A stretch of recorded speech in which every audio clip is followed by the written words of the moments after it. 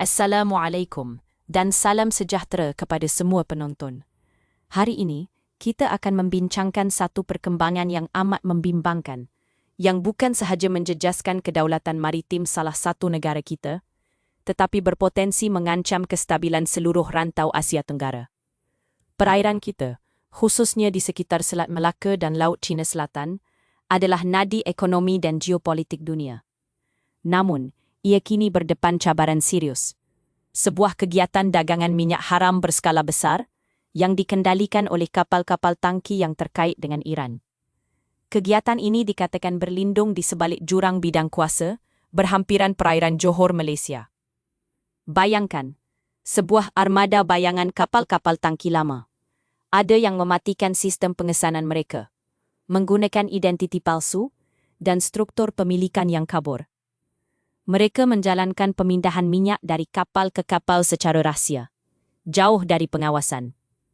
Lokasi utama mereka, kawasan di luar Pelabuhan Luar Timur, EOPL, kira-kira 70 km dari Johor, di mana ia terletak di sepanjang salah satu laluan perdagangan maritim tersibuk di dunia. Apa yang paling kritikal untuk kita fahami ialah ke mana tumpuan utama minyak haram ini. Majoriti, sekitar 90%, mengalir terus ke China. Ini bukan sekadar isu pemindahan minyak haram, tetapi ia mendedahkan bagaimana kuasa besar tertentu, khususnya China, secara tidak langsung mendapat manfaat daripada aktiviti yang memintas undang-undang antarabangsa dan menimbulkan risiko besar kepada kedaulatan dan keselamatan maritim serantau kita.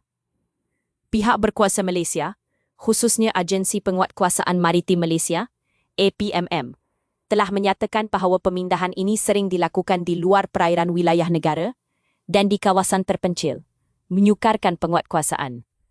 Ini adalah taktik licik untuk mengeksploitasi jurang bidang kuasa dan menghadkan tindakan penguatkuasaan langsung. Namun, ini menimbulkan persoalan yang lebih besar. Adakah kita, sebagai negara-negara ASEAN, bersedia untuk menghadapi cabaran sebegini?